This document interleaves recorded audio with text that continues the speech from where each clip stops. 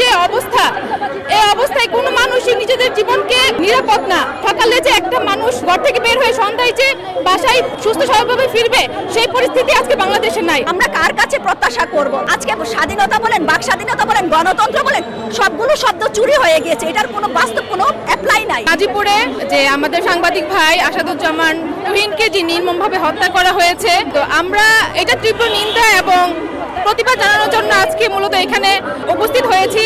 আমরা চাই এই খুনের যেন যথাযথ একটা বিচার হয়। বিগত যে খুনগুলো হয়েছে আমরা দেখতে পাচ্ছি যে কোনো খুনেরই কিন্তু যথাযথ বিচার হয়নি। সন্ত্রাসবাদীরা আরো অনেক বেশি উগ্র হয়ে উঠেছে এবং তাদের খুন, জুলুম, নির্মমতা, বর্বরতা আরো অনেক বেশি চালিয়েছে। তো আমরা এরকম খুনের বাংলাদেশ চাই না, আমরা লাশের বাংলাদেশ চাই না। আমরা চাই জীবনের বাংলাদেশ, যে বাংলাদেশে আমরা সুন্দর স্বাভাবিকভাবে জীবনযাপন করতে পারবো।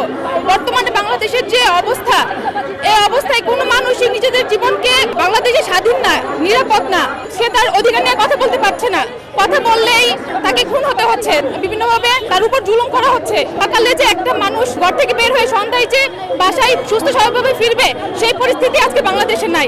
মানবতা বিশ্বাসী প্রত্যেকটা মানুষের কাছে আমাদের একটাই আহ্বান থাকবে, আমরা যেন সুন্দর এবং স্বাভাবিক নিজের জীবনের অধিকার নিরাপত্তা নিয়ে চলাফেরা করতে পারি এবং সেই মানবতা রাষ্ট্র এবং বিশ্ব গড়ার লগে সবাই ঐক্যবদ্ধ হই।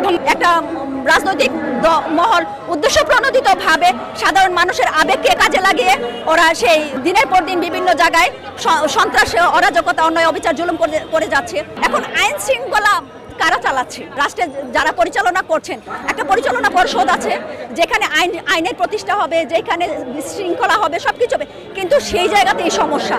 তো আমরা কার কাছে প্রত্যাশা করব? অর্থাৎ দেশে আইন শৃঙ্খলার অবক্ষয় তখনই ঠিক হবে যদি মূল জায়গায় সংস্কার হয়। মূল জায়গাটা হচ্ছে কি, যখন যেই দল ক্ষমতায় আসে তার যেই মতবাদ, সেই মতবাদটা চাপিয়ে দিয়ে সেটা আপনি আইন শৃঙ্খলা বাহিনী বলেন, সব জায়গায় সেটাকে আমরা বাস্তব প্রেক্ষাপট দেখতে পাই। তো সেই জায়গা থেকে আমরা একটাই বলতে পারি যে আমরা যারা জনগণ আছি, আমরা আমাদের জায়গা থেকে সচেতন হতে হবে, আমাদেরকে একতাবদ্ধ হতে হবে, আমাদেরকে অন্যায়ের বিরুদ্ধে প্রতিবাদ করতে হবে।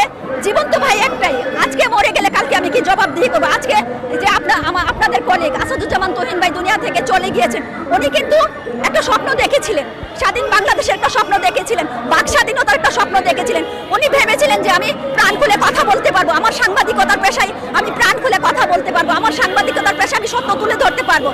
সেজন্য কিন্তু ওনাকে আজকে খুন হতে হয়েছে। আজকে ওনার পরিবারের যে অপরণীয় ক্ষতি হয়েছে, সাংবাদিক মহলে যে একটা অপরণীয় ক্ষতি হয়েছে, এটা খুবই মারাত্মক।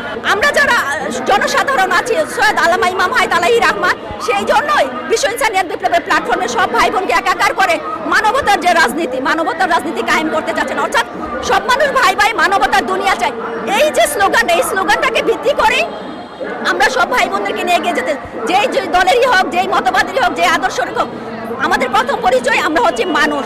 তাই মানুষ হিসেবে আমার মানবিক অধিকার আছে, মানুষ হিসেবে আমার মানবিক স্বাধীনতা আছে। তো আমরা যদি সচেতন হই তাহলে হয়তো আমরা চেঞ্জ করতে পারবো। আর সচেতনতার একটাই প্ল্যাটফর্ম হচ্ছে বিশ্ব ইনসানিয়াত বিপ্লব, যেখানে মানবতার রাজনীতি, জীবনের রাজনীতি, আত্মার রাজনীতি, বেঁচে থাকার রাজনীতি, স্বাধীনতার রাজনীতি, বাক স্বাধীনতা বলেন, গণতন্ত্র বলেন, সবকিছু। আজকে স্বাধীনতা বলেন, বাক স্বাধীনতা বলেন, গণতন্ত্র বলেন, সবগুলো শব্দ চুরি হয়ে গিয়েছে। এটার কোনো বাস্তব